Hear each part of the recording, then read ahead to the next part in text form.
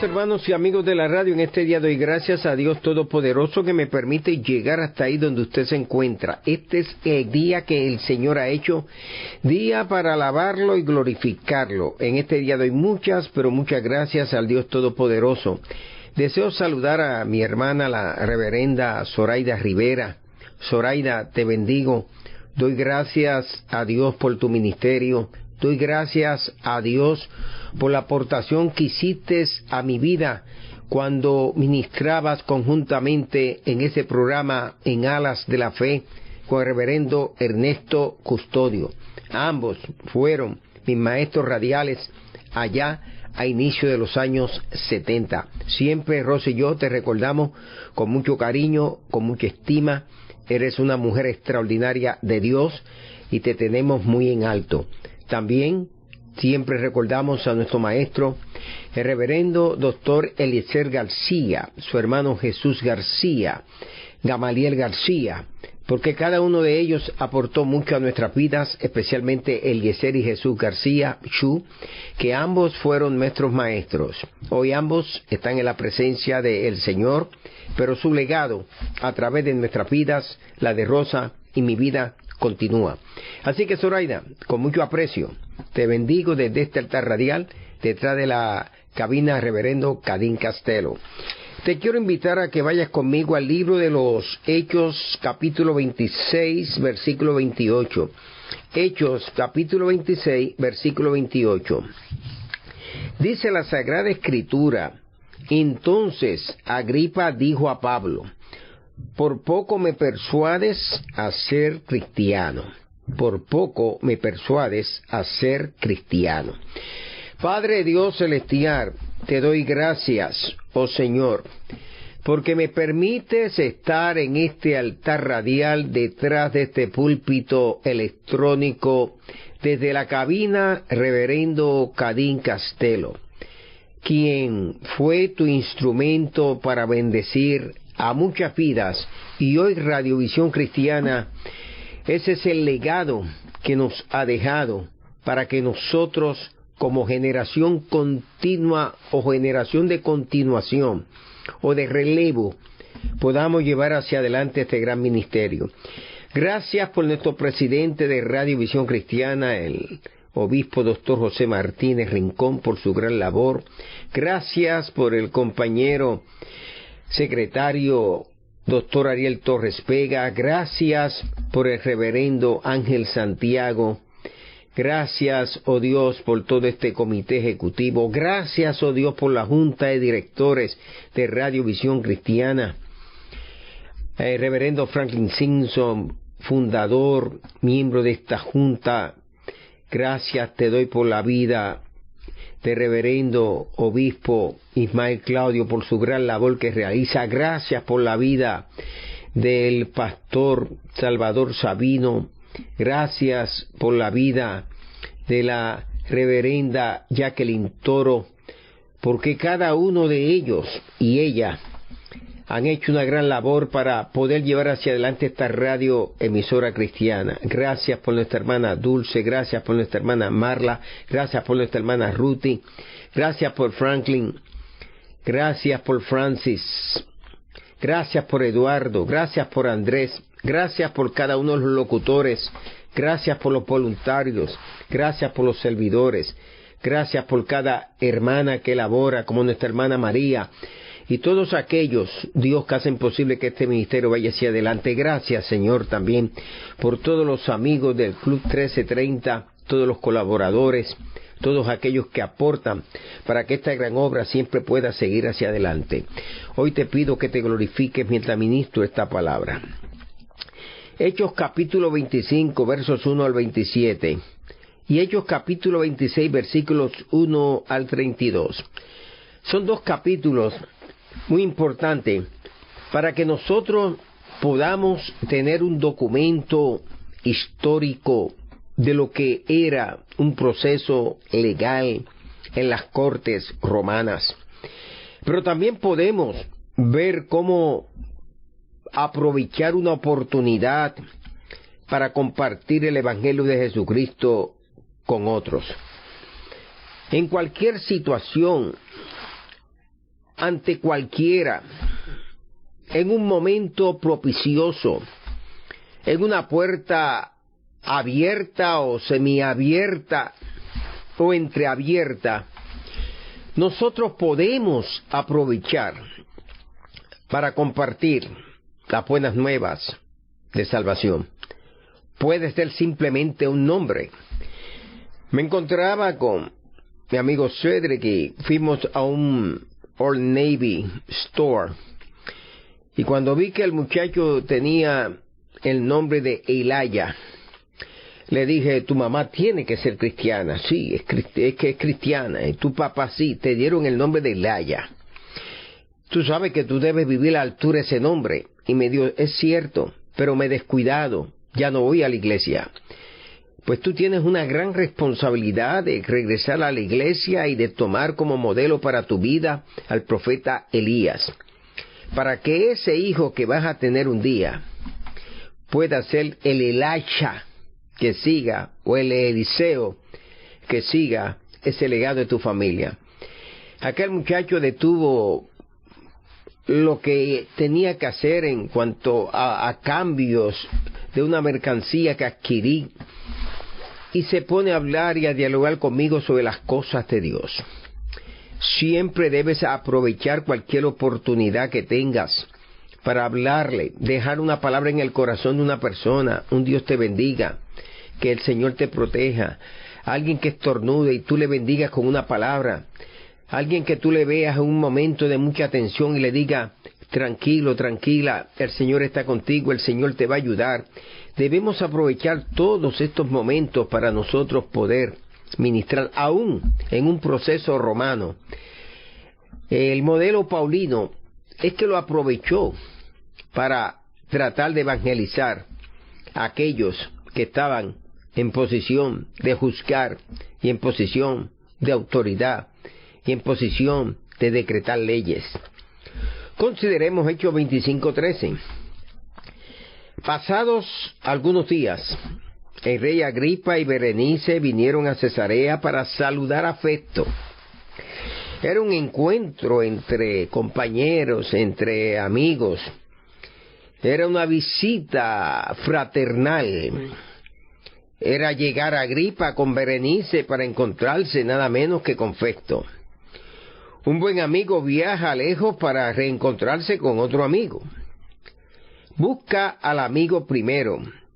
Un amigo, una amiga no va a escatimar el tiempo ni el esfuerzo por ayudar a otro amigo o amiga. Y en este encuentro de viejos amigos, vemos un ejemplo digno de que pueda ser emulado. Agripa y su mujer Berenice eran amigos de Festo y viajaron hasta Cesarea Marítima, que aún hoy día se conservan sus ruinas arqueológicas, y cuando llevamos peregrinos allí pueden ver el anfiteatro, pueden ver el hipódromo, pueden ver los lugares gubernamentales, pueden sentarse en aquellos bancos de piedra donde se disfrutaba el teatro en forma de concha. Visitar esa ciudad en esa época era como visitar una ciudad dentro de Roma. Era como visitar en la Galilea a Roma. Tenía todos los elementos citadinos. Tenía todos los edificios, o reflejaba la mayoría de los edificios de una ciudad romana. Tenía un teatro, tenía un hipódromo, tenía un caldo principal, tenía una agora, tenía de todo. Y esas ciudades romanas siempre eran así. Si visitamos la ciudad de Citópolis, que era la antigua Bethshean, vamos a encontrar esos elementos. Si podemos visitar a Gadara o a Gerasa o a Hipos o a cualquiera de las muchas ciudades romanas, Séforis, a 5 kilómetros de Nazaret, vamos a encontrar todos estos elementos.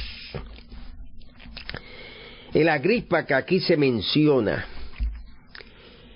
era el bisnieto de Herodes el Grande. Era hijo de Herodes Agripa I. De aquel Herodes Agripa que dio muerte a Santiago el Mayor, hermano de Juan. Aquel que encarceló al apóstol Pedro. El juicio de Dios alcanzó a Herodes Agripa en Cesarea Marítima, que fue comido por gusanos. Entonces aquí nos estamos encontrando con un descendiente de Herodes el Grande, con un hijo de Herodes Agripa. Berenice era hermana de Agripa II, hermanos de Drusila. Quedó viuda de su tío Herodes y vivía supuestamente en concubinato con su hermano Agripa II, una mujer de mala reputación moral, de mal ejemplo, una mujer que no escatimó en vivir con su propio hermano, aunque en Roma eso era como pan con queso. Y están ahí nada menos que Agripa II con Berenice, ambos hermanos, pero viviendo el uno con el otro, la una con el otro y el uno con la otra. Y llegan hasta aquel lugar.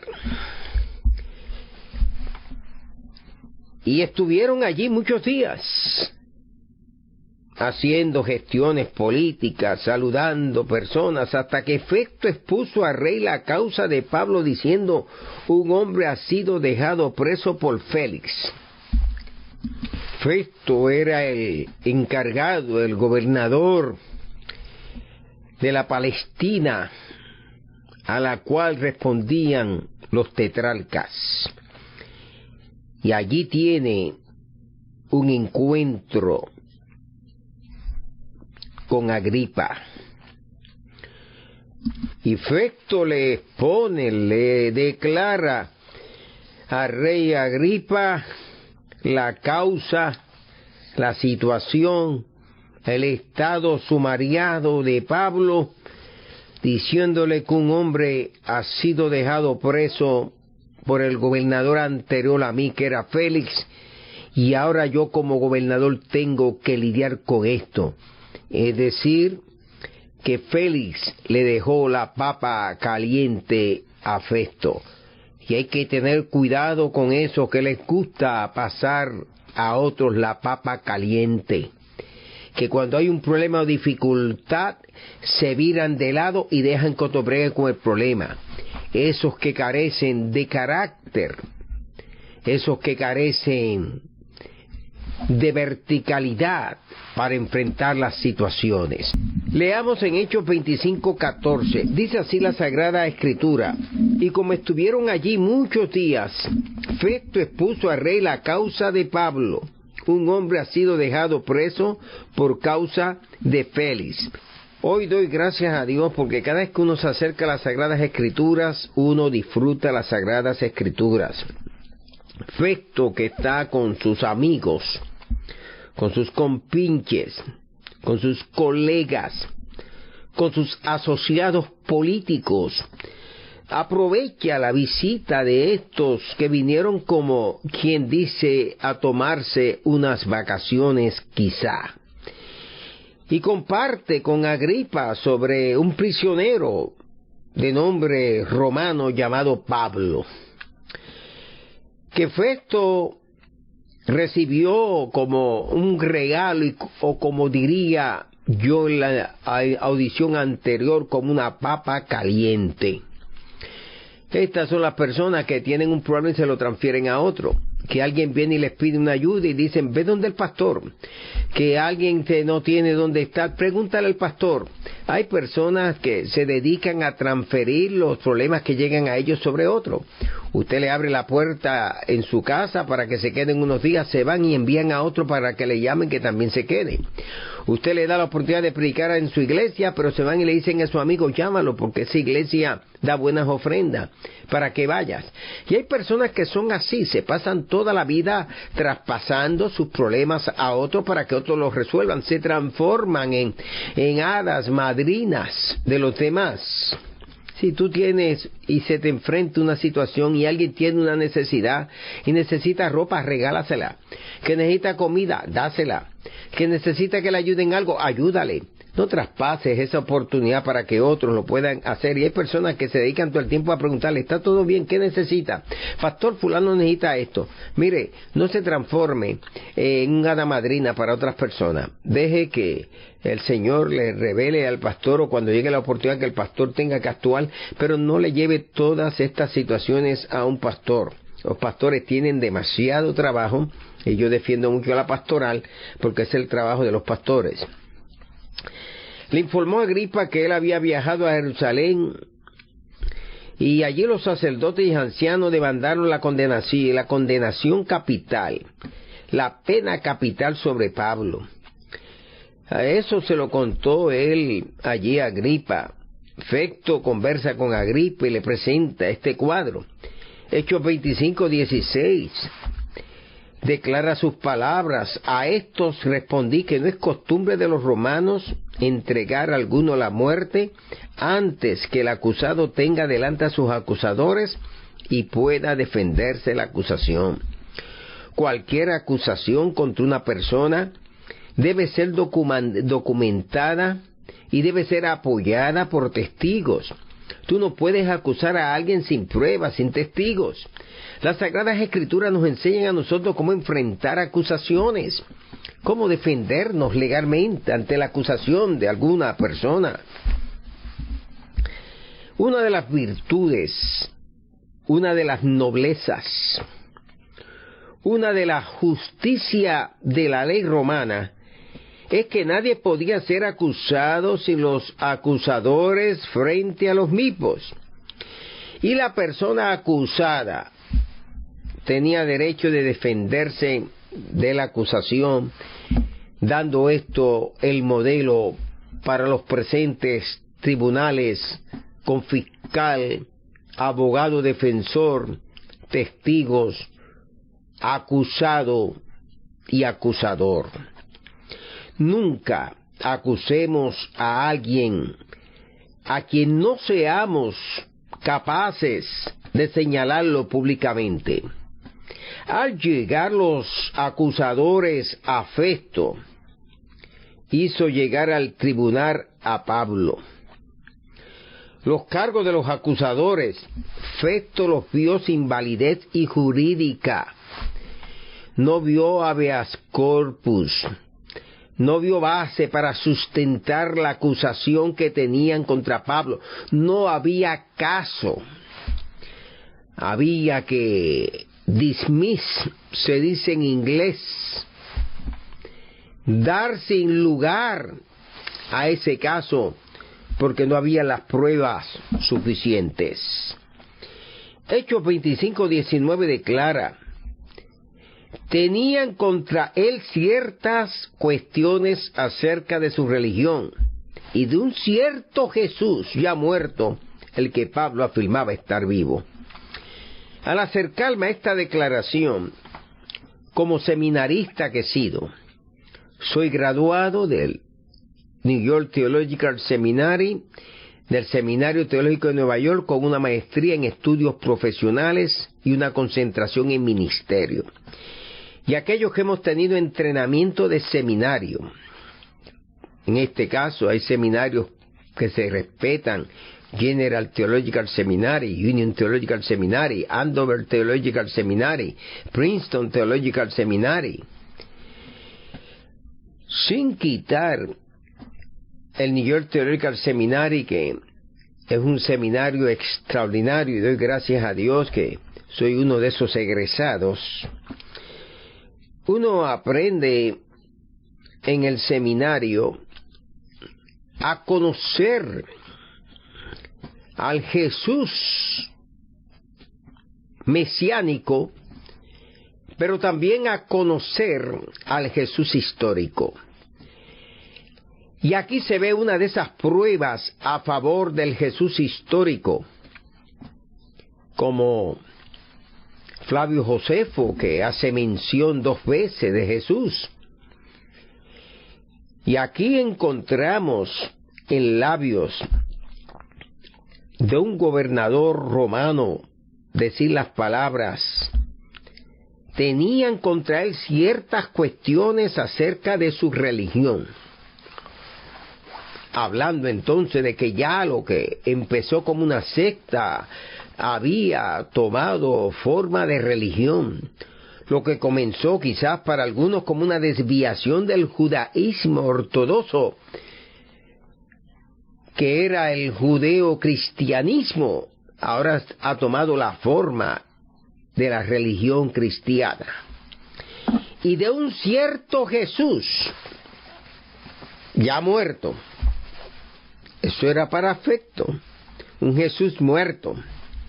Y para muchos se habla del Jesús histórico, pero se está hablando de un Jesús muerto, no de un Jesús vivo. Pero aquellos que hemos tenido la experiencia de la salvación, aquellos que hemos puesto nuestra fe en la persona de Jesús, del Jesús histórico y del Jesús mesiánico, su nombre Jesús o Jesucristo significa Jesús, el Mesías, o Jesús es el Mesías. En español Jesucristo es una sola palabra, es un solo nombre. Pero en inglés es Jesus Christ, es decir, Jesús el Cristo. Mi profesor, el doctor Cecilio Arrastía, siempre escribía Jesús y ponía Cristo con C mayúscula para destacar que eran 2 nombres en un nombre. Y aquí claramente él habla de un cierto Jesús ya muerto. Y así es como el mundo veía a Jesús. Los judíos siguen viendo a Jesús como uno que murió. Nosotros sí sabemos que él murió. Pero al tercer día resucitó quitándole las llaves al que tenía el imperio de la muerte y tomó las llaves. Resucitó al tercer día dejando los lienzos arreglados. Y ese Jesús ya muerto, esto es Festo que está testificando, que está hablando, que está conversando. Políticamente, dice, esta era una situación de religión, problemas religiosos entre ellos.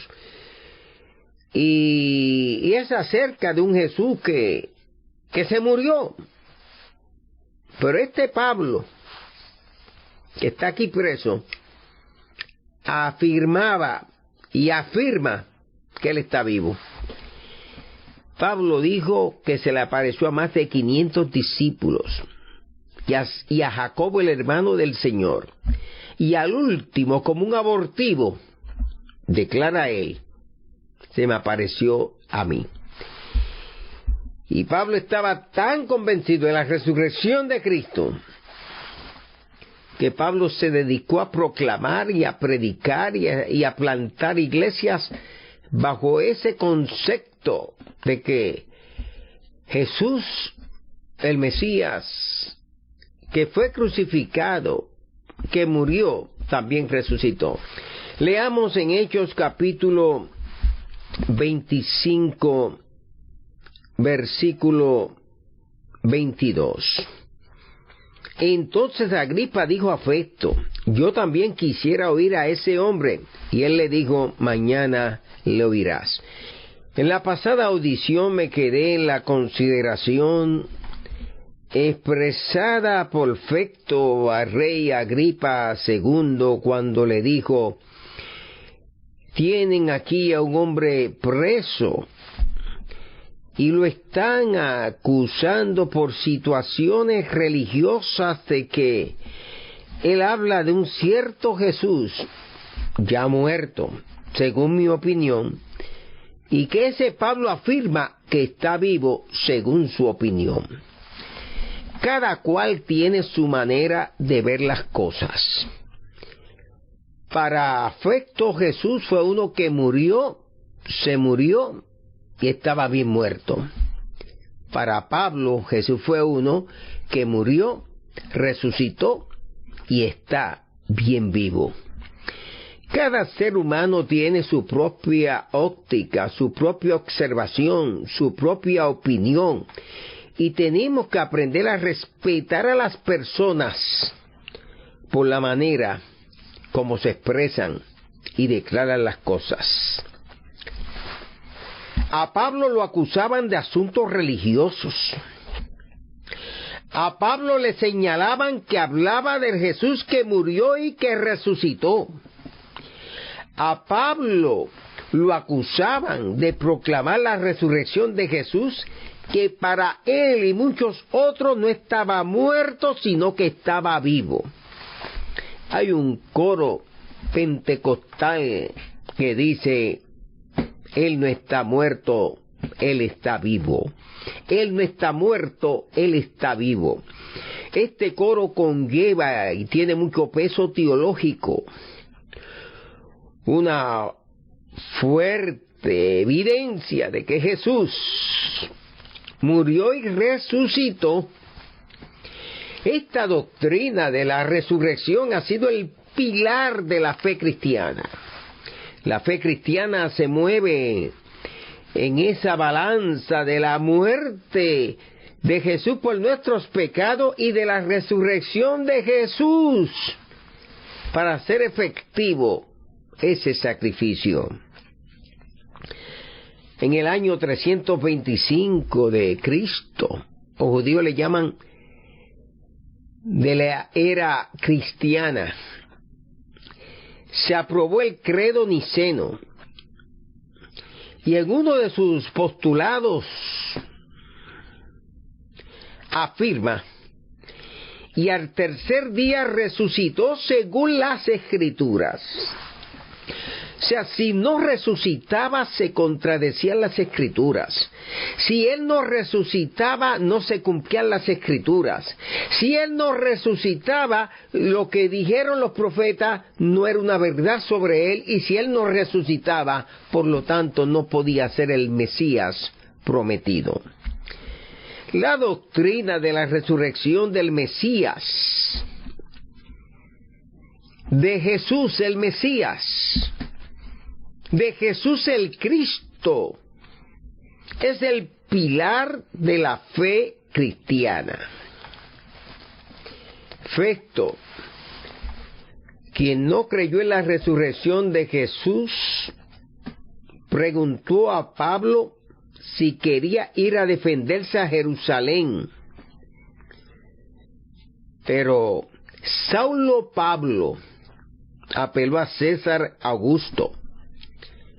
Pablo quizá no vio justicia en Jerusalén y prefirió ponerse en las manos de un tribunal en Roma. Qué triste, qué doloroso, cuando en un tribunal religioso no se puede encontrar la justicia que se puede encontrar en un tribunal secular. Cuando en un juicio conciliar no se puede encontrar la justicia que se puede encontrar en un juicio secular. Cuando como líderes religiosos no podemos actuar con justicia en un caso en particular. Entonces Agripa dijo a Festo: yo también quisiera oír a ese hombre. Y él le dijo: mañana le oirás. Qué hermosas palabras para predicar. Yo también quisiera oír a ese hombre. Yo también quisiera escuchar a ese predicador. Yo también quisiera escuchar a tu pastor. Yo también quisiera escuchar a tu obispo. Yo también quisiera escuchar a ese evangelista. o que diríamos, yo también quisiera escuchar a Nicky Cruz, yo también quisiera escuchar a Jorge Rasky, yo también quisiera escuchar a Eugenio Jiménez, yo también quisiera escuchar a José Martínez Rincón, yo también quisiera escuchar a Ariel Torres Vega, yo también quisiera escuchar a Roberto Nieves, yo también quisiera escuchar a Onofre, yo también quisiera escuchar a Jonathan. O sea, debemos tener ese deseo de querer escuchar a un predicador y, perdónenme, a una predicadora. Buenas predicadoras, mujeres de Dios que predican con aplomo. Una de las predicadoras que yo llegué a admirar muchísimo fue a la reverenda Leoncia Rosado, porque no era la predicadora esa emocional que a veces tenemos por ahí, profetizando, brincando, saltando, utilizando todas las maniobras emocionales. Era una predicadora anclada en la palabra, citando la palabra, interpretando la palabra, compartiendo la palabra, moviéndose en la palabra, cimentada en la palabra, trazando bien la palabra, interpretando correctamente la palabra, aplicando una buena hermenéutica y una buena homilética a la palabra. No sé, pero aquí estoy sintiendo la presencia del Señor, pero tengo que controlar mis emociones. Yo también quisiera oír a ese hombre, se le abrió el apetito para escucharlo. Y él le dijo, mañana lo oirás. O sea, mañana, si accede a estar presente, lo puedes escuchar mañana. O sea, lo quieres escuchar, lo vas a escuchar. Por eso cuando en tu iglesia invitan a un predicador y dice, mañana va a llegar, llega mañana. Si no invitan a nadie, llega al culto, puede haber una sorpresa. Y ese que tú querías escuchar puede que esté en ese culto. El mundo quiere oír a los hombres y mujeres de Dios, porque estos siempre tienen algo diferente que decir, que predicar, que enseñar, que compartir, que testificar. Agripa y Berenice estuvieron presentes cuando Festo hizo traer a Pablo. Festo presentó a Pablo como uno al cual demandaba los religiosos fariseos que no debe vivir más. La voz de los predicadores las quieren apagar. La voz de los ungidos la quieren apagar. El ministerio de aquellos que sirven lo quieren apagar. Y a veces son enanos, celosos, contra gigantes de Dios y ungidos. Festo tuvo que admitir que no vio en Pablo ninguna causa de muerte, pero tuvo que respetar su apelación ante el tribunal de César. No vi nada, no vi razón, no vi pruebas en contra, no vi evidencias legales, simples acusaciones, más de chisme que de cualquier cosa. Inmediatamente presentó a Pablo para que Agripa II lo pudiera escuchar, y así el primero poder escribir con el consejo del segundo algo sobre Pablo en aquel expediente que de él levantaría. Festo se movió con justicia. Félix tuvo justicia. Un tribunal secular actuó con justicia. La justicia debe ser la norma cuando tratamos con problemas y con diferencias. La Biblia nos enseña a ejercer autoridad con justicia y equilibrio. Y cuando ejercemos autoridad con justicia y equilibrio, las cosas salen bien. No acuse a nadie si usted no tiene prueba. No vaya por sus emociones o porque me dijeron o porque me aconsejaron. Vaya con pruebas y evidencias. Te quiero invitar a que te acerques conmigo a la Sagrada Escritura, libro de los Hechos, capítulo 26, versículo 1. Hechos, capítulo 26, versículo 1. Dice la Escritura: entonces Agripa dijo a Pablo, se te permite hablar por ti mismo. Pablo entonces, extendiendo la mano, comenzó así su defensa. Dice la Escritura: entonces Agripa dijo a Pablo, se te permite hablar por ti mismo. Pablo entonces extendió la mano, comenzó así su defensa. Observando el pasaje bíblico hay dos entonces. Y esos entonces son momentos que llegan a nuestras vidas. Momentos para hablar, momentos para callar, momentos para sentarnos, momentos para levantarnos, momentos para accionar, momentos para quedarnos quietos, momentos para defendernos, momentos para no defendernos.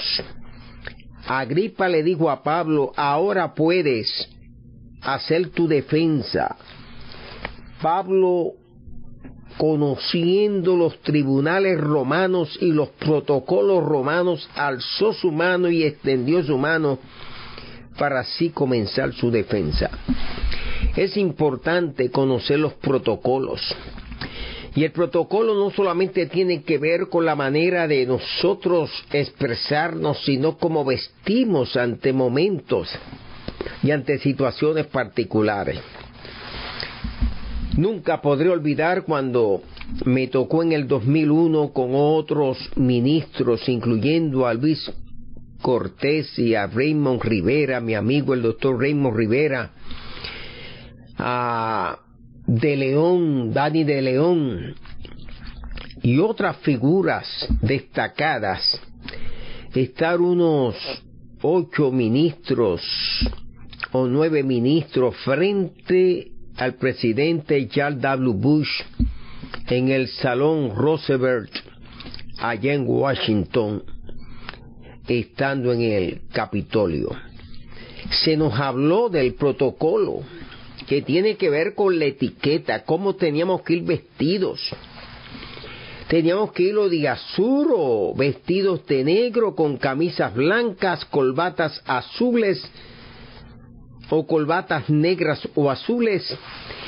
Y en el protocolo que se nos dijo que teníamos que esperar que se nos asignaran asientos, tener las manos puestas sobre aquella mesa oval, no ocupar los asientos que se nos dijo que no ocupáramos, es decir, las dos cabeceras y el asiento central no lo podíamos ocupar.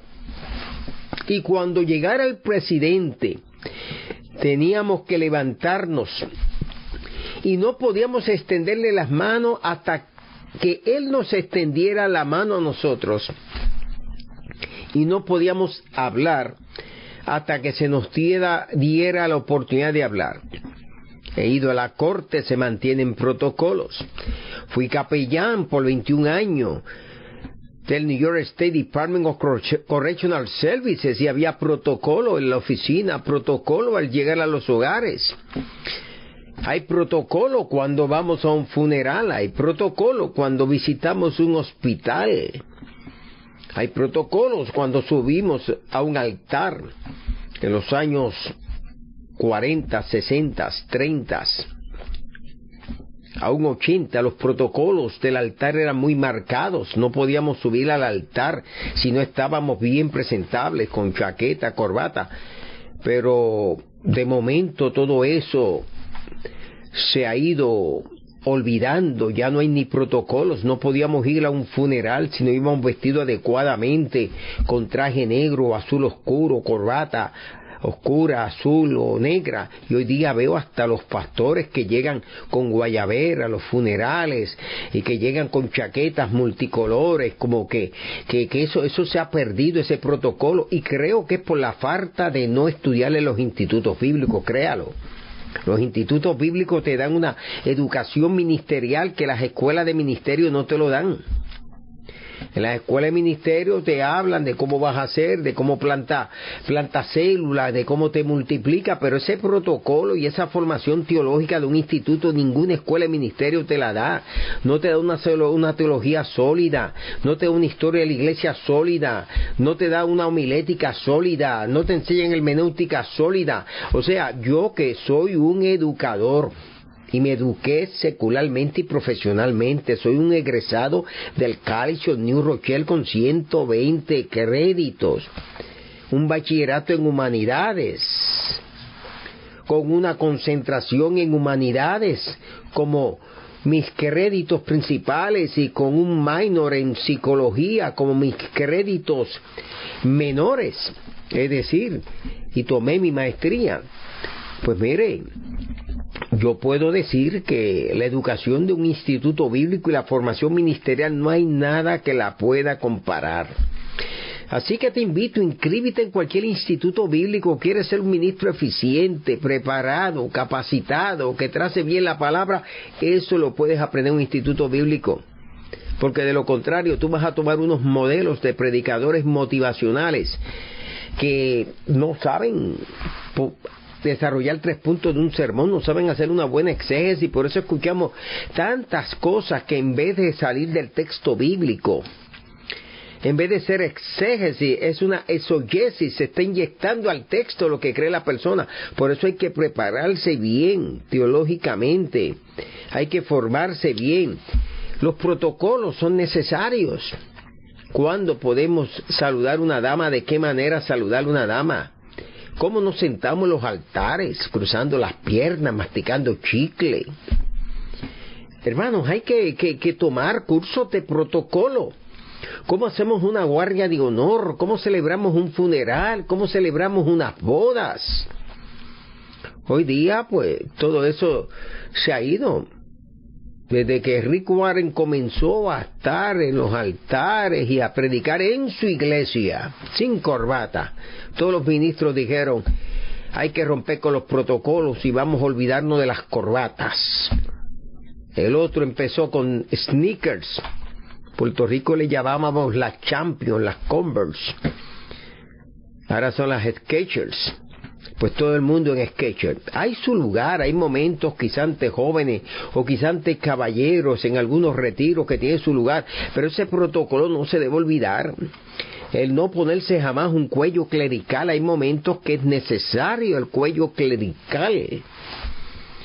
Cuando fallece un ministro y somos parte de esa organización, debemos aparecer con nuestros cuellos clericales, nuestro concilio. Si muere un líder, hay que ponerse cuello clerical. Todos los que son ministros, con los diferentes rangos, todos son ministros.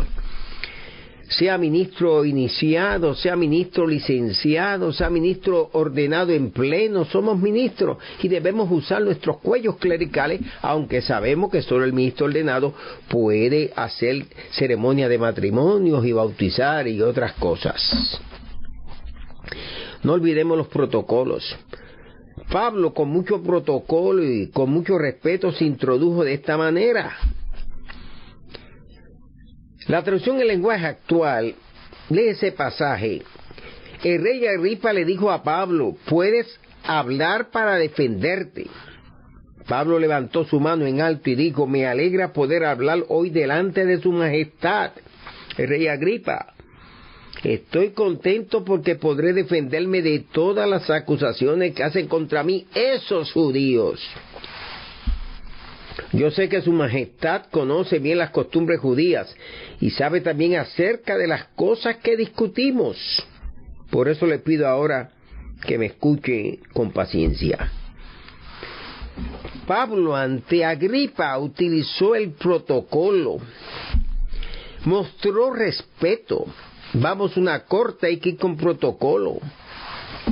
Se nos invita a una comida, pues mire, si usted ve que quien le invitó a un restaurante a la comida está buscando ese espacio que dice especiales, y él dice, bueno, aquí hay muy buenos especiales, pues mire, váyase con el especial. A mí me encantan las langostas rellenas, pero yo me dejo llevar con protocolo con ese que me dice, aquí hay buenos especiales, y le digo, ¿cuál tú crees que sería mejor?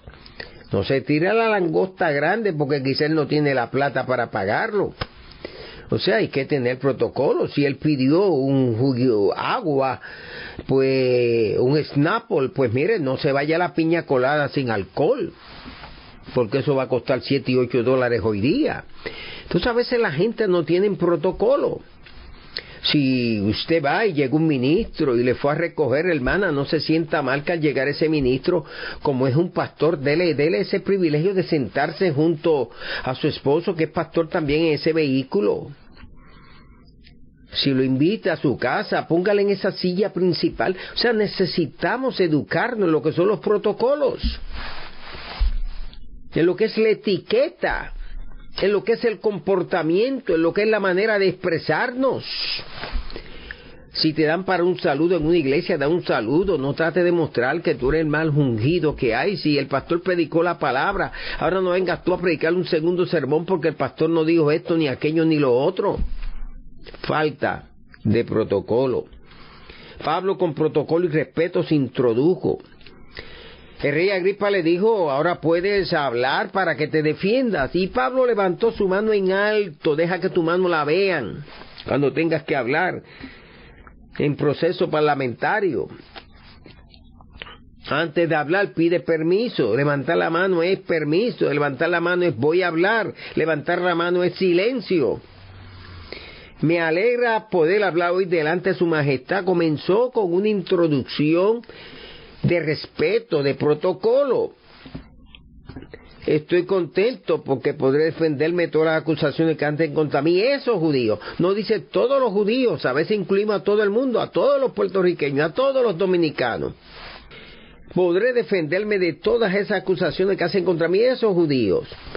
Y yo sé que conoce bien las costumbres judías y sabe también acerca de las cosas que discutimos.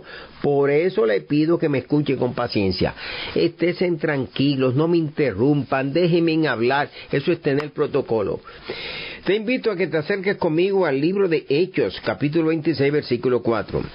Libro de los Hechos, capítulo 26, versículo 4. Dice así la Escritura: mi vida, pues, desde mi juventud, la cual desde el principio pasé en mi nación en Jerusalén, la conocen todos los judíos. Mi vida, pues, desde mi juventud, la cual desde el principio pasé en mi nación en Jerusalén, la conocen todos los judíos.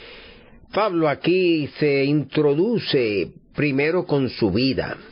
Mi vida, desde que fui muy joven, pasé el mayor tiempo en mi nación, allá en Jerusalén, y soy un libro abierto. Los judíos religiosos allá que van al templo y que se mueven en los asuntos religiosos saben quién soy yo. Pablo, aunque nació en Tarso, y por eso muchas veces me refiero a Pablo de Tarso o a Saulo de Tarso, su nombre judío hebreo es Saulo. Su familia lo conocía por Saulo. Los de Tarso lo conocían por Saulo de Tarso. Pero por ser romano tenía que tener un nombre romanizado junto con su nombre hebreo. Por lo tanto, al ser ciudadano romano se transforma en Saulo Pablo o Saulo Paulus, Saulus el pequeño, o Pablo Saulo.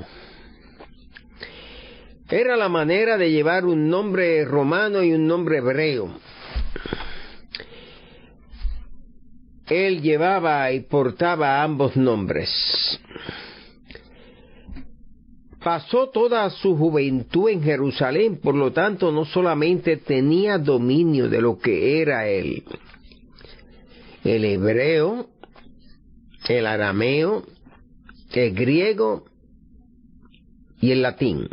Pablo hablaba, sin lugar a dudas, 4 idiomas. Era cuatrilingüe, políglota. Por pasar su juventud en Jerusalén, Pablo Saulo, o Saulo Pablo, o Pablo de Tarso, fue citadino, fue capitolino. Había practicado la fe religiosa farisea. Pablo vio su juicio como la esperanza de la promesa, con la cual se refería a esa oportunidad de predicar a Jesucristo, predicar a Jesús como el Cristo, hablar de Jesús como el Mesías esperado por Israel, y consideraba que por esa esperanza era acusado de los judíos, ya que él creía en la resurrección de los muertos, y con la resurrección de Jesús, el Cristo, Jesús el Mesías que resucitó, él tenía la mayor evidencia de la resurrección de su Mesías.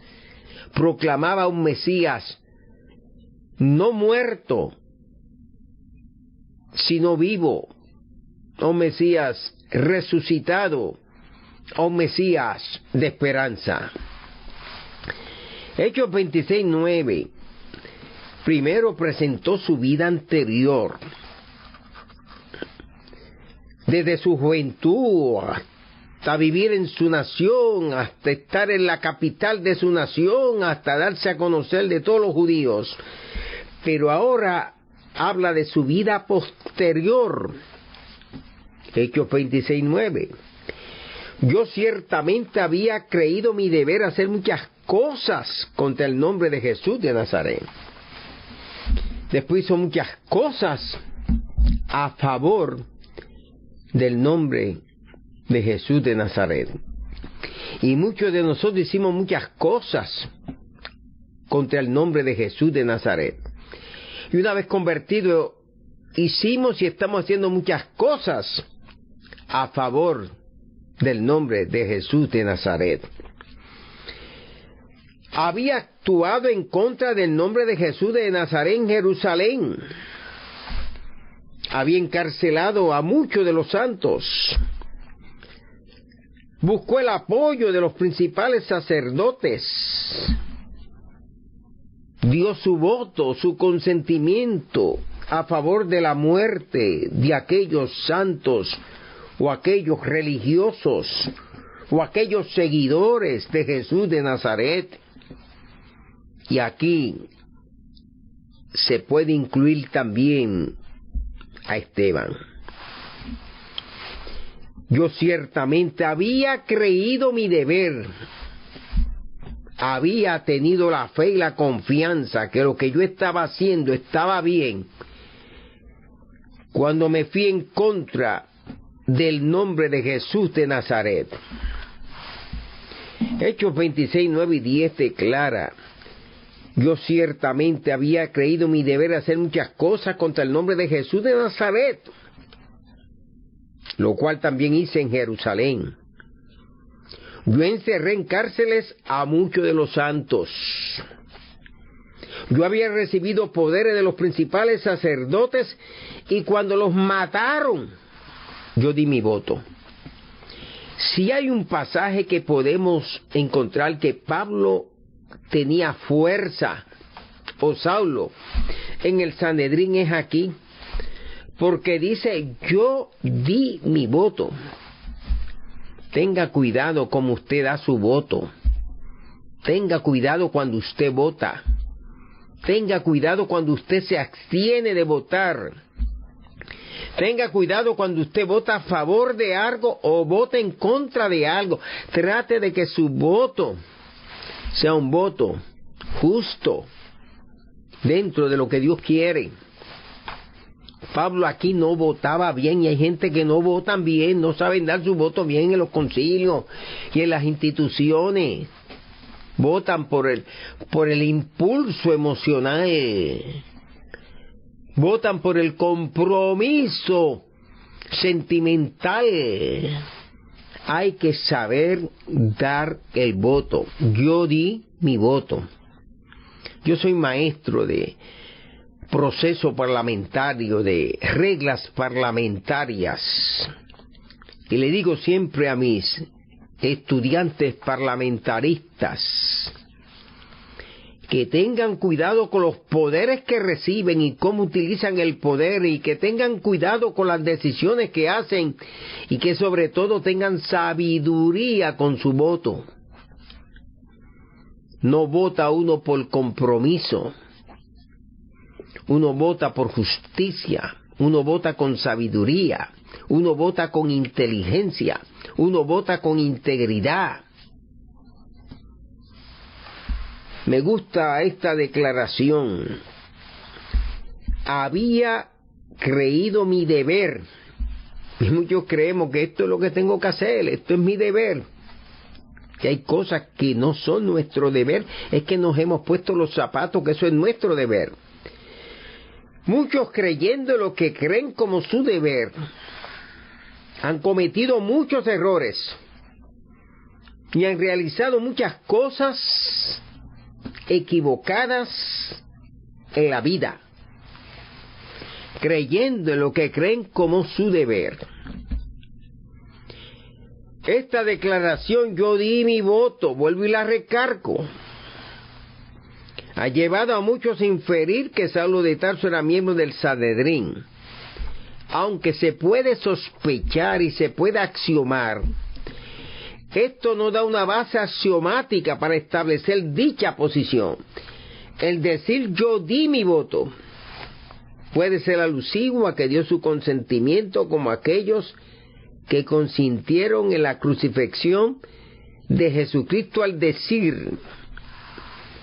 Hechos quiere que pensemos en ese voto, pero que pensemos en ese consentimiento de otros. En Mateo 27, versos 20 al 23, nueva traducción viviente, veamos aquellos que consintieron en la crucifixión de Jesucristo al decir. Mientras tanto, los principales sacerdotes y los ancianos persuadieron a la multitud para que pidiera la libertad de Barrabás y que se ejecutara a Jesús. Así que el gobernador volvió a preguntar: ¿a cuál de estos quieren que les dejen libertad? A Barrabás, contestó la multitud a gritos. Entonces, ¿qué hago con Jesús llamado el Mesías?, preguntó Pilato. Crucifícalo, le contestaron a gritos. ¿Por qué?, insistió Pilato. ¿Qué crimen ha cometido? Pero la turba rugió aún más fuerte: crucifícalo. Eso es cuando nosotros nos dejamos llevar por un momento apasionado y emocional, sin pensar lo que tenemos que hacer. Haga decisiones con inteligencia y sabiduría. No deje que la euforia colectiva lo vaya a sumar usted a un coro eufórico. Sepa decir que no. Sepa votar que no cuando debe votar que no. Sepa votar a favor cuando debe votar a favor. Sepa debatir en contra de algo o sepa debatir a favor de algo, buscando siempre la justicia y el bienestar de una institución o de una directiva o de una congregación. Buenos pastores han sido sacados de la iglesia porque parte de esa mayoría extraordinaria eran arrastrados por las emociones y se transformaron en el eco de otros que a siervos de Dios los sacaron de dichas posiciones. Tenga cuidado con las decisiones que tenga que hacer. Le quiero invitar a que pueda observar conmigo en el libro de Hechos capítulo 26 versículo 19. Hechos capítulo 26 versículo 19 dice la Sagrada Escritura: por lo cual, oh rey Agripa, no fui rebelde a la visión celestial. Anteriormente comencé hablándole sobre la vida anterior del apóstol Pablo. En esa vida anterior de Hechos 26:4, él declaró: mi vida, pues, desde mi juventud, la cual desde el principio pasé en mi nación en Jerusalén, la conocen todos los judíos. Luego habló de su vida posterior. Yo ciertamente había creído mi deber hacer muchas cosas contra el nombre de Jesús de Nazaret. Hechos 26:9. Su vida espiritual. Ocupado en esto iba yo a Damasco con poderes y en comisión de los principales sacerdotes. Hechos 26:12. su vida ulterior, por lo cual, oh rey Agripa, no fui rebelde a la visión celestial. Me gustaría que hoy consideráramos su vida espiritual. Dice él, ocupado en esto, iba yo a Damasco con poderes y en comisión de los principales sacerdotes, Hechos 26:12.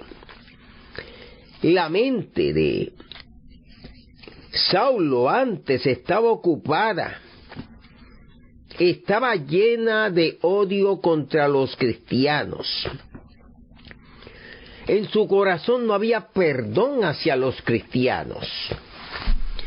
No tenía los mejores ojos para los cristianos. Pensaba muy mal de los cristianos. Se oponía a los cristianos. Se llenó de odio contra los cristianos.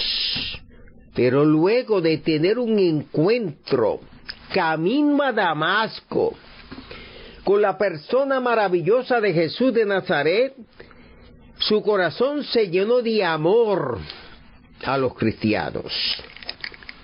Para llenarnos de algo mejor, tenemos que vaciarnos de algo peor. Para llenarnos de amor, tenemos que vaciarnos de odio. Para llenarnos de fe, tenemos que vaciarnos de las dudas. Y si queremos llenarnos de Cristo, hay que vaciarnos del mundo. Hechos 26, versos 13 al 18, relata el tercer testimonio de la conversión de Saulo de Tarso. O más bien diría yo, Lucas relata el tercer testimonio de la conversión de Saulo de Tarso. Aún el sermón de Pedro, Lucas lo relata. Las dos predicaciones de Pedro o Simón Pedro, Lucas las relata. La predicación de Esteban, Lucas la relata. Y las diferentes predicaciones del libro de los Hechos son redactadas por Lucas. Lucas es el editor de esos discursos. Y este es el tercer testimonio de la conversión de Saulo de Tarso, que bien pudiéramos llamarle, digo yo, no la escritura, Saulo de Damasco, porque ese punto de Damasco fue lo que logra que se produzca el cambio en él, en el que era y el que deja de ser para ser el que Dios quiere que sea. Su testimonio, por lo que extrapolo y observo, fue el mismo. Lo daba sin editarlo, algo aquí o algo allá. Pero hay personas que comienzan dando su testimonio de una manera y comienzan a añadirle capítulos o a editarlos. Comienzan tirando piedra y terminan tirando tiros. Comienzan vendiendo en una esquina y terminan vendiendo en un mall. Comienzan con un trabajo que le pagaba poco y terminan ya con ofrecimientos de miles de dólares. Comienzan siendo cantantes medios mediocres y después dicen que estaban número uno y pegados en el mundo, y usted los busca en Google y no encuentra nada de ellos, ni en la página de Cheo, dirían los puertorriqueños. El testimonio de él siempre fue el mismo, no lo editaba, no lo aumentaba, no le ponía lupa. Aquí él añade el detalle que el Señor Jesús le habló en lengua hebrea, aunque el texto parece sugerir que era más bien lengua aramea. La Nueva Versión Internacional rinde en arameo, y otros manuscritos más antiguos no dicen hebreo, dicen arameo. Y el arameo era la lengua hablada en la Palestina de Jesús de Nazaret y de los apóstoles. Allá en la Galilea, en la Palestina del norte, era lo que se hablaba el arameo. Y Jesús dio evidencia de que habló el arameo. talita cumi, a ti te digo, niña, levántate. Éfata, sea abierto. Elí, Elí, lama sabastani. Dios mío, ¿por qué me has desamparado? Eso indica que Jesús hablaba el arameo. Jesús también habló el hebreo. Jesús también hablaba el griego, que era la lengua comercial, la lengua de la Galilea, la lengua que permaneció como influencia helenista, pero no encuentro evidencia de que haya hablado el latín, aunque el diálogo entre Poncio Pilato y él parece entendible. Posiblemente haya tenido conocimiento en latín, o que Pilato haya hablado con él en la lengua griega, pero sí sabemos por lo menos con más afirmación que Jesús fue trilingüe, lo cual era muy común en esa época neotestamentaria de la Palestina. Es muy probable que los 4 evangelios escritos fueran en arameo y que el resto del Nuevo Testamento fue escrito en el griego koiné. Es muy probable. Pablo continúa en el relato de su conversión. Pero levántate y ponte sobre tus pies, porque para esto he aparecido a ti, para ponerte por ministro y testigo de las cosas que has visto y de aquellas en que me apareceré a ti. Esto es un golpe contundente a las dudas y incredulidad de Saulo de Tarso. Es el mismo Cristo resucitado que se le apareció a él, como se le apareció a María Magdalena, como se le apareció a los apóstoles, como se le apareció a los 500, como se le apareció a Jacobo. Allí el Cristo resucitado se le apareció nada menos que a Saulo de Tarso, para convencerlo que era un Cristo real, no simplemente un Cristo histórico. Era el Cristo real, el Mesías verdadero. Levántate, ponte sobre tus pies, para esto he aparecido a ti, para ponerte por ministro, para ser testigo, ser mártir de las cosas que has visto y de aquella en que me voy a aparecer a ti. No solamente me acabo de presentarte ante ti como el Cristo resucitado, sino que me voy a aparecer más veces a ti. ¡Qué gran privilegio! A Pablo de Tarso Jesús le ordenó ponerse como un soldado. Ponte sobre tus pies. Le habló con autoridad. Le habló de su llamado como ministro y testigo para hablar lo que vio de las apariciones del Señor a él. En Hechos 26, 17 al 18, el Señor Jesús le confirmó a Pablo su trabajo misionero entre los gentiles para abrirle los ojos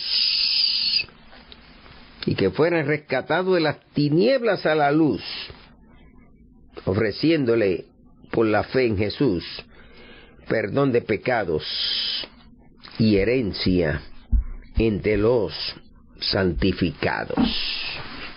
Levántate.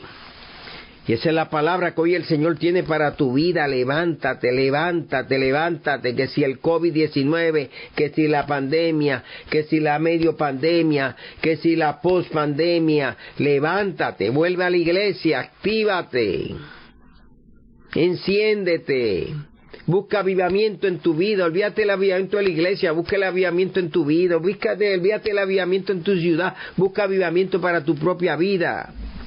Y es ese ministro que Él quiere que sea un ministro serio. Y comienza a ser testigo de las cosas que has visto, de los milagros que has visto, de las maneras como el Señor se ha revelado a tu vida. Díceselo a otras personas y bendice a otros. Dice la Sagrada Escritura en Hechos 26, 19, por lo cual, oh rey Agripa, no fui rebelde a la visión celestial, por lo cual, oh rey Agripa, no fui rebelde a la visión celestial. Padre Dios celestial, te ruego, Señor, que a bien tengas el poder utilizarme en los próximos minutos hablando de esta tu santa, bendita, poderosa, ungida, transformadora palabra. Que en este día tú me ilumines con el Espíritu Santo, que bendiga a cada uno de los radio oyentes que estarán al alcance de mi voz desde aquí la cabina, reverendo Cadín Castelo. Desde este altar radial, detrás de este púlpito electrónico, te doy a ti, Dios, toda gloria y toda honra, ahora y siempre. Amén. Así que, mi gente, bendiciones para todos. Que Papá Dios me los bendiga, los guarde, los proteja, los pueda cuidar. Que la sangre de Jesucristo, que nos limpió de todo pecado, también nos protege contra todo mal de ojo, contra todo mal decir, contra todo mal actuar, contra todo corazón malo, contra todos los pensamientos malos. Así que protégete y cuídate siempre debajo de la sangre de nuestro Señor Jesucristo, que no ha perdido su color. Esa sangre no se ha secado ni se va a secar. Esa sangre permanece como un sacrificio hecho por Jesús, vivo, santo y agradable ante Dios. Hechos 26:19 dice, por lo cual, oh rey Agripa, no fui rebelde a la visión celestial. Esta declaración, no fui rebelde a la visión celestial, fue el texto, el lema de nuestra amada y distinguida y destacada predicadora, activista, mujer de compromiso social, la doctora Leoncia Rosado Rosó. Muchos de ustedes no conocieron a la doctora Leoncia Rosado Rosó, pero ese nombre Leoncia habla de manada de leones, de una leonada. Y el pionero de Pentecostal Puerto Rico se llamaba Juan León Lugo. Y tanto Juan León Lugo como Leoncia, que es el femenino, por lo menos, de león, fue un león que rugió y ella una leona que rugía. Leo rugía en sus predicaciones, Leo rugía en sus enseñanzas, Leo rugía en su ministerio. Y lo que la llevó a ella, junto a su esposo, a desarrollar un ministerio hacia los adictos y alcohólicos, a mediados de los años 50, cuando hubo una explosión de drogadicción, especialmente de uso de heroína, en muchos puertorriqueños, en muchos afroamericanos, que antes se le llamaban negros americanos o blacks american, judíos, irlandeses, empezaron a usar mucho la heroína. Y hubo una explosión en las gangas. Dios levantó a esta mujer con su esposo, primer esposo, para desarrollar lo que se conocía como la Cruzada Juvenil Cristiana Damasco, como la Iglesia Cristiana Damasco, como el Campamento Cristiano Damasco, con un trabajo extraordinario que pudo desarrollar. Y ella testificaba que fue este pasaje bíblico cuando Pablo dijo, no fui rebelde a la visión celestial, y la visión celestial de ella era mirar a los adictos, a los sin casa, a los desamparados, a los miembros de pandillas, alcanzados por el poder sobrenatural de Jesucristo de Nazaret. Pablo tuvo una visión de Jesucristo y lo obedeció, y muchos tienen visiones del Señor pero no obedecen.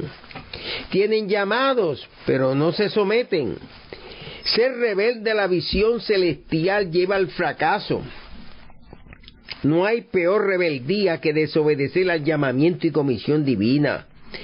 Pablo comenzó predicando en Damasco, en Jerusalén, en Judea, y de ahí se fue a los gentiles con el mismo mensaje de arrepentimiento y conversión. Esa fue la mayor razón por la cual Pablo fue aprehendido por los judíos buscando matarlo, porque él fue movido por esa visión celestial. Hechos 26, versos 22 al 23. Hechos capítulo 26, versículos 22 al 23. Pero habiendo obtenido auxilio de Dios, persevero hasta el día de hoy, dando testimonio a pequeños y a grandes, no diciendo nada fuera de las cosas que los profetas y Moisés dijeron que habían de suceder, que el Cristo había de padecer y ser el primero de la resurrección de los muertos, para anunciar luz al pueblo y a los gentiles.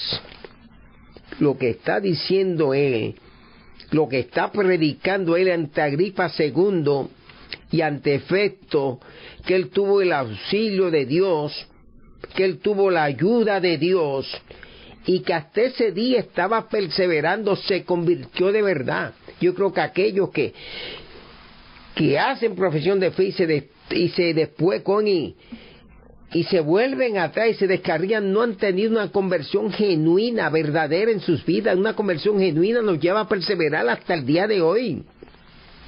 Y después, cuando se convierten de nuevo, dicen que se están reconciliando. Me estoy reconciliando. Y luego dicen que llevan 30 años en el Señor, y de esos 30 años estuvieron 2 años sirviendo.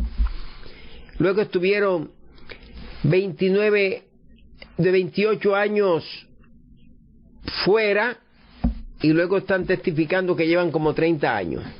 Sirvieron 2, luego les sirven unos 17 años más, son 29, que estuvieron 17 años fuera, y luego ahora están sumando el año que le sirven y dicen que le llevan 30 años, sumando a los 2 el año presente y perdiendo 17 años que se fueron de vacaciones a Egipto, a Siria, Babilonia, Grecia y Roma. Sírvale al Señor, persevera en el Señor, no se salga del Señor, no se aleje del Señor. Y hoy doy testimonio a todos, grandes, pequeños. No digo nada fuera de las cosas que han dicho los profetas, de lo que se dice en la Torá. Declaro que Cristo ha resucitado, y ellos decían que Él tendría que padecer, tendría que ser el primero de la resurrección, anunciaría la luz al pueblo y a los gentiles, y yo doy testimonio de eso. En esa gran tarea de predicar un evangelio a grandes pecadores, Dios le dio el auxilio. Pablo proclamó a Jesús como el Cristo de la pasión, que resucitó para traer luz a los gentiles. Diciendo él estas cosas en su defensa, Festo a gran voz dijo: «Estás loco, Pablo. Las muchas letras te vuelven loco. El instituto te ha vuelto loco. Tus oraciones te han vuelto loco. Tus vigilias te han vuelto loco». Festo cortó la exposición de Pablo, no resistía y no entendía aquel discurso. Las palabras de Pablo pusieron a pensar seriamente a Festo, que solo pudo reaccionar viendo a Pablo como un loco por su fe, al cual el mucho conocimiento lo había enloquecido, pero era una simple excusa de Festo para eludir el llamado a la conversión. Pablo le dejó saber que estaba de acuerdo y hablaba palabras de verdad y de cordura. En Hechos 26 dice la Escritura: «Pues el rey sabe todas estas cosas, delante de quien también hablo con toda confianza, porque no pienso que ignora nada de esto, pues no se ha hecho esto en algún rincón. Pues el rey sabe estas cosas, delante de quien también hablo con toda confianza, porque no pienso que ignora nada de esto, pues no se ha hecho esto en algún rincón». Le pido al Señor que hoy se glorifique en su palabra. Pablo de Tarso se refería a lo relacionado con la persona maravillosa de Jesús de Nazaret. Hablar de Jesús de Nazaret, hablar de Cristo, hablar del Mesías, hablar del crucificado, hablar del muerto, hablar del resucitado, no era nada oculto. Era noticia de orden público. Agripa II, hijo de Herodes Agripa y nieto de Herodes el Grande, era judío y conocía lo que enseñaban las Sagradas Escrituras. Se decía que Jesús de Nazaret había resucitado de entre los muertos. Esa noticia o evangelio acerca de Jesús de Nazaret tiene que hacerse pública. Hay que hacerla pública todavía. Muchos conocen al Jesús histórico, un palestino, un galileo, que hablaba arameo, que fue carpintero o albañil, pero muchos no conocen a Jesús el Mesías, al Logos hecho carne, al Salvador del mundo, y hay que presentarle ese Salvador del mundo. El credo niceno del año 325 afirmó la doctrina de la resurrección de Jesucristo y fue crucificado por nosotros bajo el poder de Poncio Pilatos. Padeció y fue sepultado, y al tercer día resucitó según las Escrituras. Fue crucificado por nosotros bajo el poder de Poncio Pilatos. Padeció y fue sepultado, pero al tercer día resucitó según las Escrituras. Pablo confronta al rey con una pregunta que inmediatamente él le da respuesta. ¿Crees, oh rey Agripa, a los profetas? Yo sé que crees. Wow, Pablo era un genio de la comunicación verbal. El anuncio de Pablo era lo que ya habían profetizado los profetas, lo que había declarado Moisés en la Torá. Estas últimas palabras de Pablo de Tarso calaron profundamente la dura corteza de la razón y de la mente, de la conciencia y el intelecto del rey Agripa II. El rey reaccionó a ese evangelismo personal. Entonces Agripa dijo a Pablo: por poco me persuades a ser cristiano, casi me haces cristiano, casi me haces hacer profesión de fe, diría yo, casi me haces pasar al altar. Y ese por poco me persuade tiene a muchos con un pie adentro y otro pie afuera. Tienen a muchos que escuchan mensajes y me voy a hacer cristiano pero no se hacen. Tiene a muchos que voy a pasar al altar y nunca pasan al altar. Tiene a muchos casi persuadidos, pero no totalmente convencidos. Esa expresión, por poco me persuades a ser cristiano, quiere decir, casi me convences para convertirme en un seguidor de Cristo. Joel Whitefield predicó un sermón sobre esta sentencia titulado Casi cristiano. Por poco me persuades a ser cristiano. Se puede aplicar a cómo muchos reaccionan al Evangelio.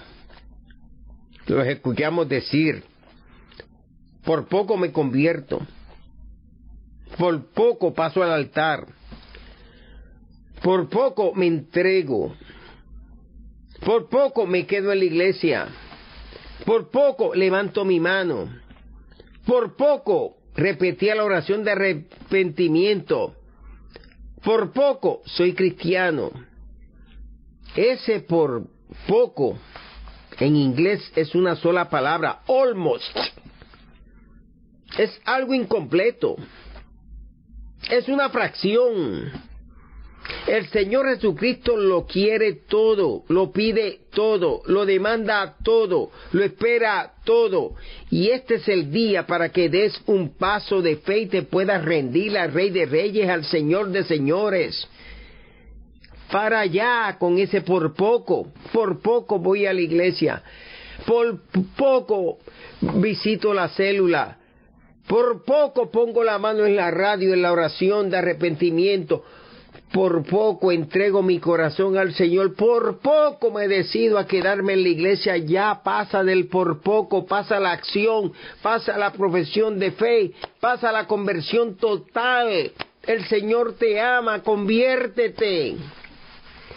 El Señor te quiere llenar de su gracia, acéptala. El Señor quiere llenarte de su Espíritu Santo, recíbelo. Por poco, se han quedado en ese por poco. Están casi a la puerta, pero no la tocan. Están cerca del manto del Maestro, pero no lo tocan.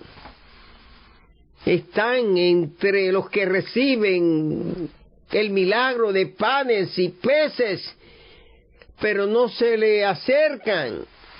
Por poco me persuades. Y muchos dicen, casi me está convenciendo, me gusta lo que habla, casi estoy cayendo ya, casi me convierto ya, casi estaré en la iglesia. Por poco me quedaba hoy en la iglesia, por poco dejaba el mundo, por poco iba a dejar de fumar. Cámbiase por poco a todo, a una entrega total. Deja ya de resistir, deja ya de aguantar, deja ya de decir que no puedes. Hoy es día de salvación, hoy Él te quiere cambiar, Él te quiere perdonar de todos tus pecados. Él quiere que tú comiences una nueva vida en Cristo Jesús, que comience de nuevo, que te llenes del Espíritu Santo, que tu vida pueda cambiar. Esa afirmación paulina tocó las fibras del rey Agripa, el cual se sintió con deseos de abrazar la fe cristiana. Por poco. Son muchos los Agripa y las Agripinas que por poco se convierten. Por poco. Tuvieron y tienen la oportunidad de ser salvos. Por poco. Estaban y están cerca de profesar la fe cristiana. Por poco. Pueden dar el paso a la nueva vida. Por poco. Pueden abandonar el camino ancho y tomar el camino angosto. Por poco. Pero se aguantan. Por poco. No lo hacen. Por poco. Pierden la mayor oportunidad de su vida. Por poco. Y por no hacer esa decisión lo pierden todo. Por poco. Ven al Señor. Acércate al Señor. Dale la oportunidad para que Él te pueda perdonar, para que tu vida pueda ser cambiada. Este es el día que el Señor ha hecho para que tú cambies, te arrepientas de tus pecados, comiences una nueva vida en Cristo. Amigo, amiga, decídete hoy. En Hechos 26, versículo 29, Hechos capítulo 26, versículo 29, dice la Sagrada Escritura, y Pablo dijo, quisiera Dios que por poco o por mucho, no solamente tú, sino también todos los que hoy me oyen, fueseis hechos tales cual yo soy, excepto estas cadenas. En este pasaje bíblico, en esta declaración paulina, Pablo con exclamación dice, yo desearía que por poco o por mucho, que no solamente tú que estás reaccionando, sino también todos los que están aquí que me oyen y me han escuchado y no han dicho nada, que llegaran a ser como soy yo, es decir, se hagan cristianos, se hagan seguidores de Jesucristo, experimenten el perdón de sus pecados, nazcan de nuevo, que sus nombres sean inscritos en el libro de la vida. Lo único que no quiero de ustedes es que no tengan cadenas como las tengo yo hoy. En otras palabras, yo tengo cadenas físicas por lo que predico. pero usted tiene cadenas espirituales, y no hay peor cadena, no hay peor aprisionamiento, no hay peor cárcel que la cárcel espiritual.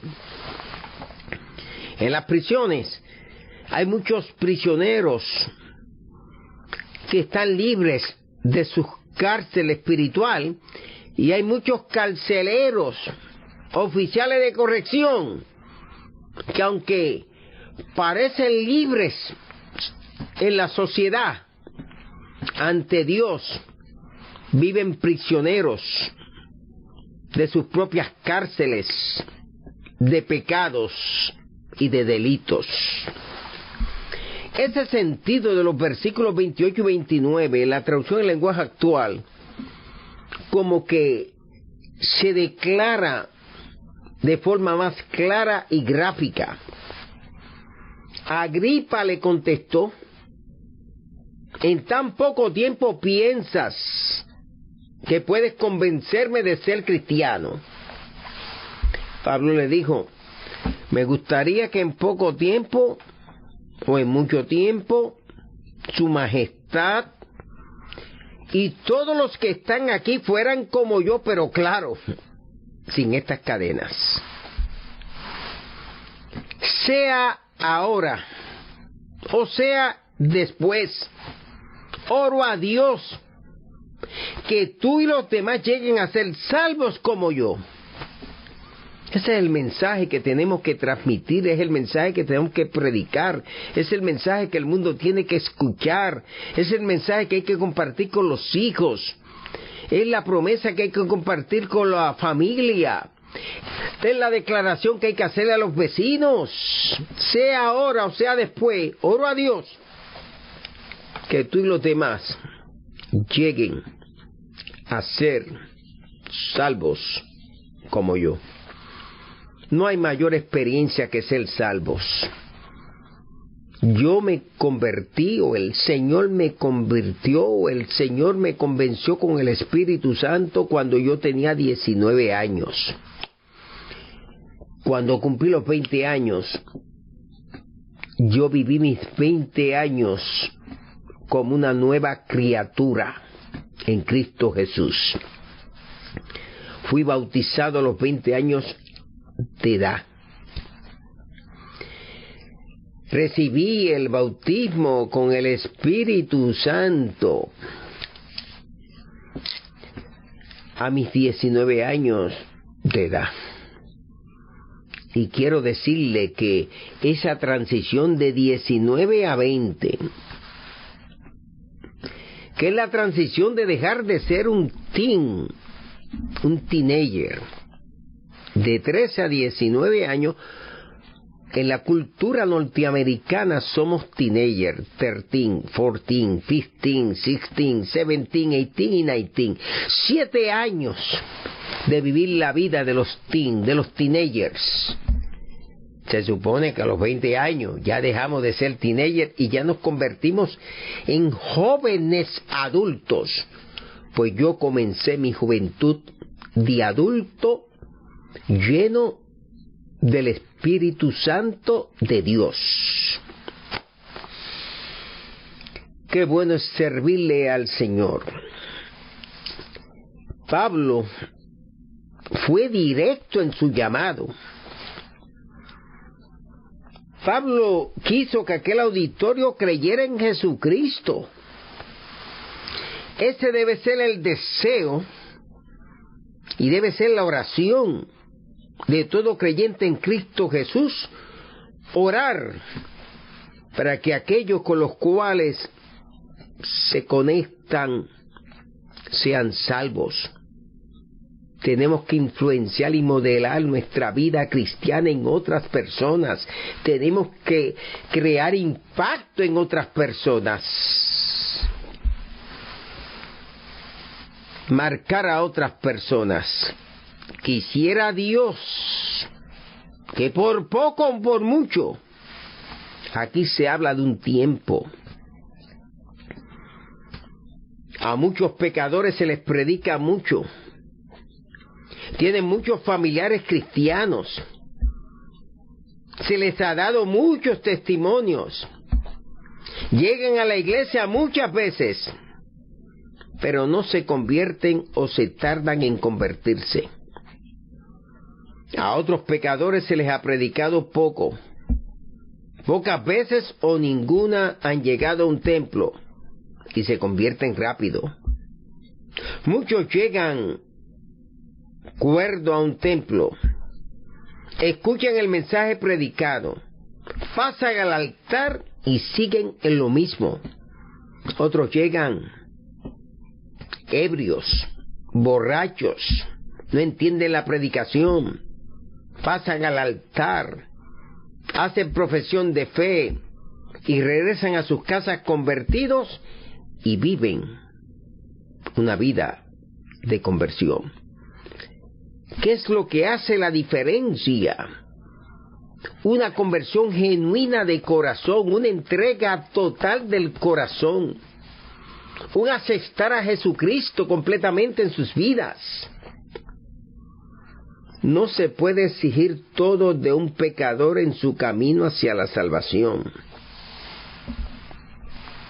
La salvación en muchos pecadores no se ha logrado porque creyentes viejos en la fe no han sabido ser pacientes con ellos y no han entendido eso de por poco o por mucho. La decisión de ellos y la gracia del Señor Jesucristo son lo que hace la diferencia. Solo Cristo salva, solo Cristo sana. Hay que tratar con los pecadores, hay que llevarlos paso a paso, hay que entenderlos para que ellos vayan creciendo y vaya Cristo siendo formado en las vidas de ellos.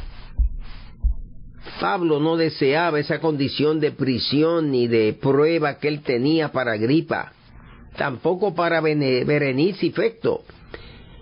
Por eso dice, excepto estas cadenas. Esta mención nos deja ver un preso encadenado en un tribunal. Nunca deseemos a otros el mal que nos ocasionan a nosotros. Pablo no fue un hombre resentido aunque sufrido.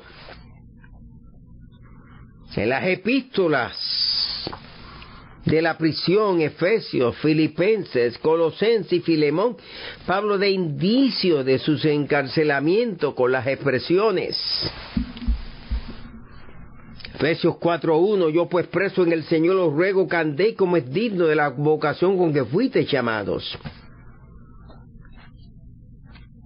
Filipenses 1:12 al 14, quiero que sepáis, hermanos, que las cosas que me han sucedido han redundado más bien para el progreso del Evangelio, de tal manera que mis prisiones se han hecho patentes en Cristo en todo el pretorio y a todos los demás. Y la mayoría de los hermanos, cobrando ánimo en el Señor con mis prisiones, se atreven mucho más a hablar la palabra sin temor. Filipenses 1:16, los unos anuncian a Cristo por contención, no sinceramente, pensando añadir aflicción a mis prisiones. Colosenses 4:14, Aristarco, mi compañero de prisiones, os saluda, y Marcos, el sobrino de Bernabé, acerca del cual habéis recibido mandamientos, si fuera vosotros, recibidle.